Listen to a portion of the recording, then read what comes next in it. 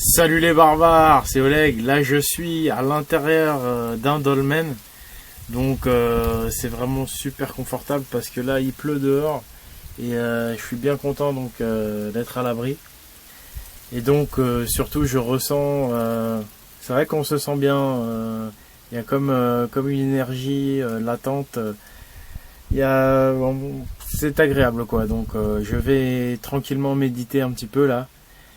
Donc je vais vous laisser et je vous retrouve après ma méditation.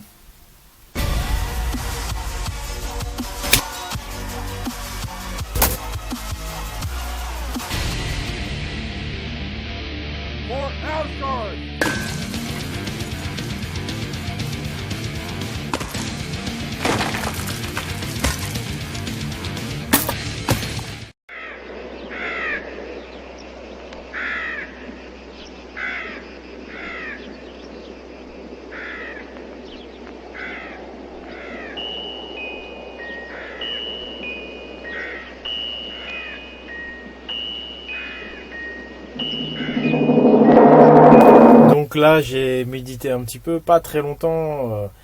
Il n'y a pas besoin de méditer éternellement, surtout dans un endroit aussi énergétique que celui-là. On sent vraiment une chaleur, enfin on se sent bien quoi. Et pour peu qu'on ait un petit peu l'habitude de méditer, on sent rapidement une sensation de bonne humeur, de paix, de calme qui nous envahit. Donc là je vais juste vous montrer voilà, sous quoi je me trouve. Vous voyez la roche énorme qui doit peser plusieurs tonnes qui est juste au-dessus de ma tête. Mais il n'y a aucun risque, il y a d'autres pierres qui doivent peser le même poids, qui sont enfoncées dans la terre et qui soutiennent cet édifice. Voilà, bah moi je vais méditer encore un peu et puis je vous dis à tout à l'heure.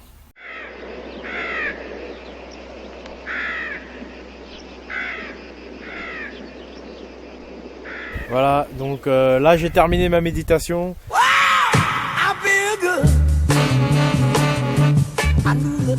Donc c'était vraiment excellent. C'est la première fois que je ressens aussi rapidement de l'énergie. Donc si vous méditez dans des endroits comme ça, méditez pas trop longtemps. Surtout si vous commencez à ressentir des picotements dans les jambes. Ça veut dire que c'est bon, vous avez suffisamment médité.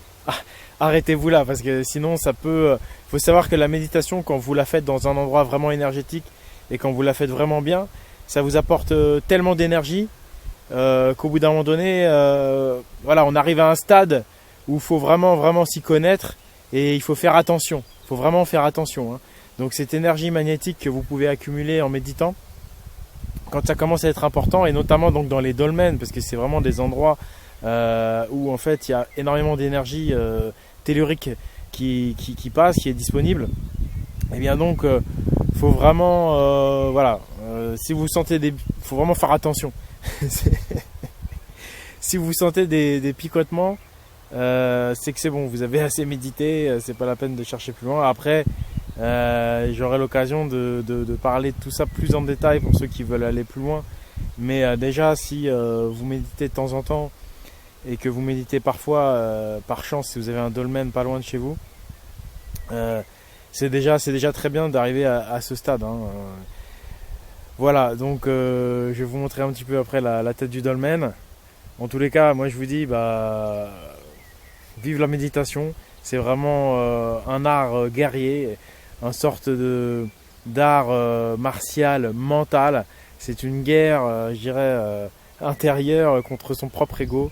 Et c'est savoir vraiment s'améliorer intérieurement, s'améliorer mentalement, s'améliorer spirituellement. C'était utilisé en tous les cas par les guerriers. Et ça peut également donc être vu d'un optique guerrier. C'est pas uniquement zen, cool, vas-y, que les gonzesses et que les nanas dans des salles de méditation, tout ça là, c'est bien mignon, mais bon. Il y a aussi les bonhommes, ils ont aussi le droit de se renforcer, même si on appréhende la chose d'une façon différente. Voilà donc le dolmen dans lequel j'étais. Je vais essayer de vous le filmer un petit peu mieux que ça, parce que là on est à contre-jour. Donc voilà, moi personnellement j'avais pas l'habitude de faire ça dans des dolmens. Franchement je sens qu'il y a une vraie différence. Ouais, je sens que ça va vachement plus vite, c'est-à-dire que vous allez plus rapidement sentir cette paix et sentir ce souffle calme et ce souffle revitalisant qui va donc vous traverser. Donc voilà, moi franchement j'ai vraiment kiffé. Perso, j'habite pas à côté d'un dolmen, donc là j'ai eu l'occasion, je suis tombé dessus, je me suis arrêté, mais c'est clair que si j'en trouve d'autres, je referai la même expérience. Je suis vraiment ravi que la dernière vidéo sur la méditation a beaucoup plu. J'en étais même un petit peu surpris, mais franchement j'en suis super content. Voilà, dès que je me retrouverai un petit dolmen comme ça, on se refera des petites séances. Et voilà, et j'espère surtout que ça va vous inspirer et que vous aussi ça va vous donner envie de méditer tout simplement. Et de méditer de cette façon-là, c'est-à-dire de méditer pour soi et individuellement, pas forcément aller dans des cours, machin, blablabla. Non, vraiment méditer comme un homme viril, c'est-à-dire il n'y a besoin de personne. On fait ça tout seul, voilà, comme des bonhommes, et on se découvre intérieurement, et c'est une autre aventure, quoi. Il y a l'aventure, je dirais, matérielle dehors, l'aventure physique, voilà, sur un dracard, sur un bateau, sur ce que tu veux. Mais il y a aussi l'aventure intérieure à la découverte de toi-même, au plus profond de toi-même, et ça se vit seul, quoi. Mais n'empêche que voilà, on peut. Moi, je partage des moments avec vous et j'espère que je vais vous transmettre cette envie. Vous allez voir, vous allez en ressortir vraiment grandi, quoi. Voilà. En tout cas, ça m'a fait plaisir vos commentaires sur la dernière vidéo de méditation et voilà, merci à vous et à la prochaine. Tiens, une carte des mégalithes, c'est tout ce qui est dolmen, menhir et compagnie. Je remarque qu'il y en a vachement dans le nord, hein. Ah ouais, en terre de vikings, il y en a un paquet. Ah, j'aimerais bien aller faire un tour là-bas, essayer d'étudier ce genre de truc, savoir à quoi ça servait vraiment. Ouais, c'est ça, il me faudrait un petit dracard. Je remonte la Manche, la mer du Nord et je me pose au Danemark. Je pourrais voir ce genre de monument.